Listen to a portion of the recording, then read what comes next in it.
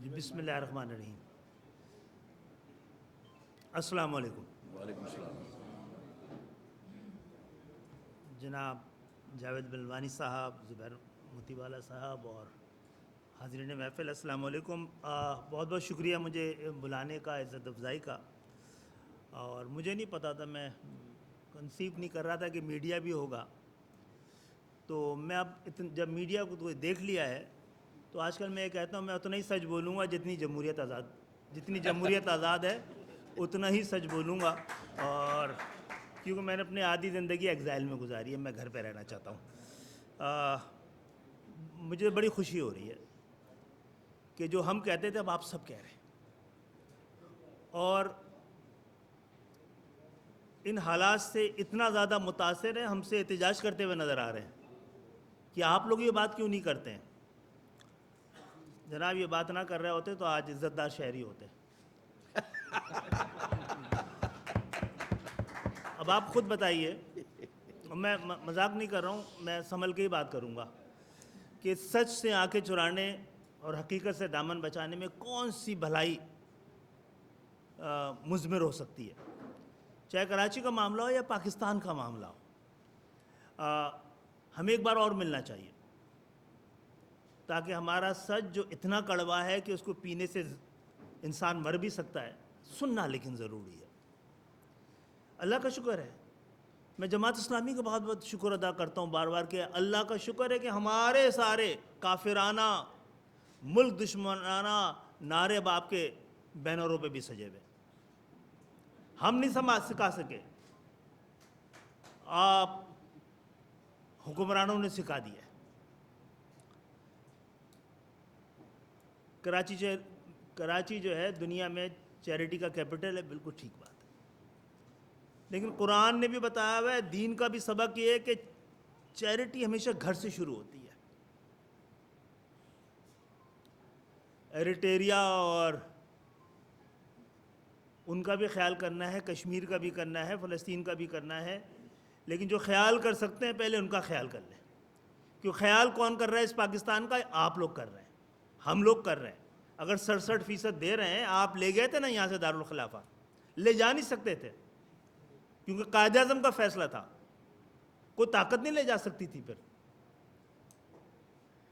आपने कहा कि जो नतीजे इंसान सवालात की सीढ़ी पे चढ़कर गारों से निकल के आज हाई टेक सिटीज़ में आबाद है। शायद 1964 की बात थी, लिंडन जॉनसन आए पाकिस्तान और हिंदुस्तान के दौरे पर। उन्होंने नेहरू से पूछा क्या चाहिए, उन्होंने कहा MIT चाहिए। आज वहाँ पे IIT है। हमारे पास है, हमसे पूछा क्या चाहिए, हमने कहा गंदम चाहिए। तो नतीजे भी वैसे ही निकले। और हम आए इसीलिए हैं, एक तो पहली बात यह है कि आप लोगों ने ज़ाहिर है हमारे बग़ैर जो बात करते होंगे आज संभल के बात की है, नहीं की है। मैं ये बताना चाहता हूँ कि अक्सर मीडिया पे जब बात करता हूँ मैं, या बाद में भी दानिशवरों के साथ, तो कहते हैं आप कह तो रहे हैं, ठीक कह रहे हैं, लेकिन परसेप्शन कुछ और है, और perception is greater than reality. तो मैं उनसे पूछता हूँ इट इज़ फॉर्चुनेट और अनफॉर्चुनेट? अगर परसेप्शन हकीकत को डोमिनेट कर रहा है तो ये फॉर्चुनेट है या अनफॉर्चुनेट? अच्छा, कहाँ होता है ऐसा कि दुनिया में कहाँ होता है कि परसेप्शन रियलिटी से बढ़ जाए? वहाँ पर जहाँ पे लोगों के पास डिग्री हो, दानिश ना हो। डिग्रियों से क्या बनना है आज की दुनिया में? 100 बड़े कंपनियों ने डिग्री की शर्त ही ख़त्म कर दी है। तो हमें सबसे पहले तो ऐसी फैक्ट्रियाँ लगानी चाहिए जो इल्म से दानिश को कशीद कर सके। पहली बात यह है कि मैं अब इस पे आऊँगा पहली बात ये, सबसे बड़ा जुल्म किया है कराची ने अपने साथ, वो ये किया है कि जिन हालात को आप हमारी पैदावार समझते हैं, हम उन हालात की पैदावार हैं। अगर इस तरतीब को सही करके नहीं देखा तो आप खुद पे इल्ज़ामात लगाते चले जाएंगे। एमक्यूएम तो ज़िंदगी भर से नहीं थी।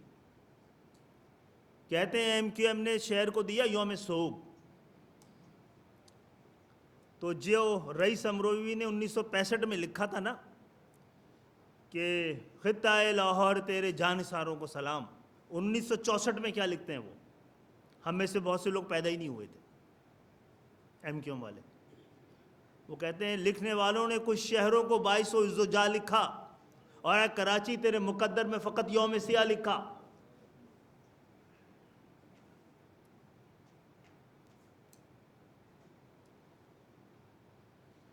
तो जब तक हकीकत को कबूल नहीं करेंगे, पहली बात ये, हमसे पहले कौन थे? हम में से ज़्यादातर लोग यहाँ वो बैठे हैं जिन्होंने हिजरत की है। जब हमने हिजरत की है तो हमने सरहद के उस पार अपनी इलाकाई शनाख्त को वहीं छोड़ाए थे, और हम ये समझते थे कि दो शनाख्त जिनकी वजह से पाकिस्तान बना है, इस्लाम और पाकिस्तान, यही हमारे लिए काफ़ी होगा। तो एमक्यूएम से पहले इस शहर में इस्लाम और पाकिस्तान के नाम पर सियासत करने वाली हर तरह की जमात मौजूद थी। इस्लाम के नाम पे जमात इस्लामी भी थी, और उनके इतने जय्यद रहनुमा मौलाना मौदूदी, शाह अहमद नूरानी साहब भी थे, और दोनों इस शहर को रिप्रेजेंट करते थे। फिर मुस्लिम लीग जिसका दावा है कि उसने पाकिस्तान बनाया है, मुस्लिम लीग भी अल्लाह का शुक्र है अलिफ से लेके ये तक हर ब्रांड की मुस्लिम लीग अवेलेबल थी। अगर हमसे पहले इस शहर में इतना अमन था कि बकरी और शेर एक ही घाट में पानी पीते थे, और इतनी खुशहाली थी कि दूध और शहद की नहरें बहती थीं, तो कमबख्त हम कहाँ से आ गए भाई? इस शहर को ऐसा क्या उफ्तादा पड़ गया कि हमें बार बार मुंतखब किया? फिर हमने सोचा भाई कि मुंतखब होके ना भी देखो। 1993 में एमक्यूएम ने कौमी असम्बली का इलेक्शन नहीं लड़ा था, लेकिन कराची से लोग मुंतखब हुए थे ना। हाँ, यह आता लगा कि जहाँ से हम 1,47,000 वोट लेके जीते थे, वहाँ पर एक कराची के मशहूर शख्सियत 17,000 वोट लेके असम्बली में पहुँचे थे। तो बदल देते हैं ना एमक्यूएम को यहाँ पे। फिर 2000 में हमने इलेक्शन नहीं लड़ा बल्दिया का, जमात इस्लामी, ये ख़त्म कर देते ना हमें। इतना काम करवाते अगर एमक्यूएम मसला थी कि एमक्यूएम को कमबख्त कोई वोट ही नहीं देता। और ऐसी भी क्या बदमाशी भाई एमक्यूएम की कि लोग वोट नहीं देना चाहते, हम डलवा देते हैं। वैसे ये भी काबिल कदर बात है, बदमाशी का ये लेवल हो।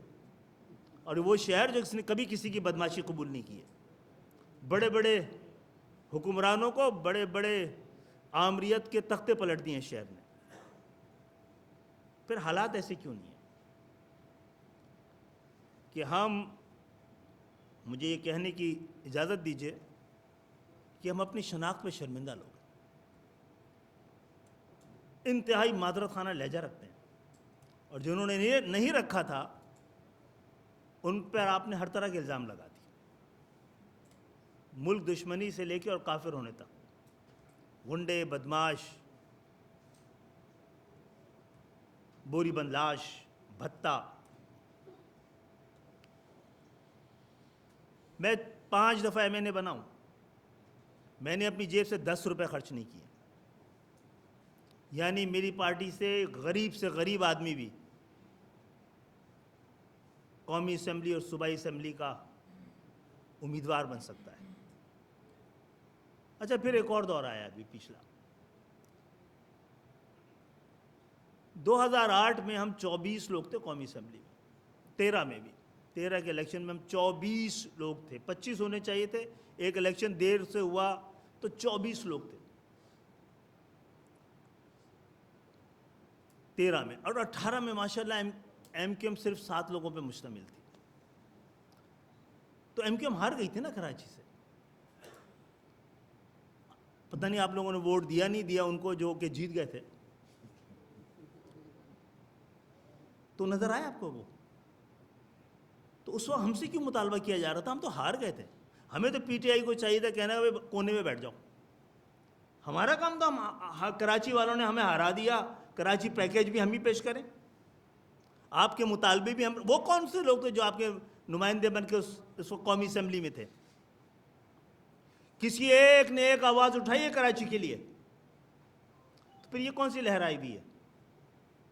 पंजाब में तो लहर समझ में आती है कि एक पंजाबी को छोड़ के दूसरे पंजाबी लीडर के साथ हैं वो। इस शहर में वही कन्फ्यूजन, वही अपनी शनाख्त पे शर्मिंदगी का मामला है। बहुत से लोगों ने बड़ी अरसे तक कहा हम इनके तरह के लोग नहीं हैं, इनकी तरह के महाजिर नहीं हैं। अगर एमक्यूएम उस वक्त होती जब ये नेशनलाइजेशन हो रही थी, जनाब ये नेशनलाइजेशन नहीं थी, ये फ्यूडलाइजेशन थी।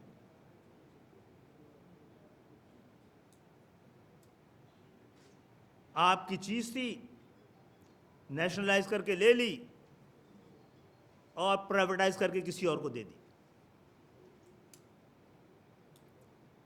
आदमजी फैमिली का मुस्लिम कमर्शियल बैंक कहाँ है? आबदी साहब का यूबीएल किसके पास है?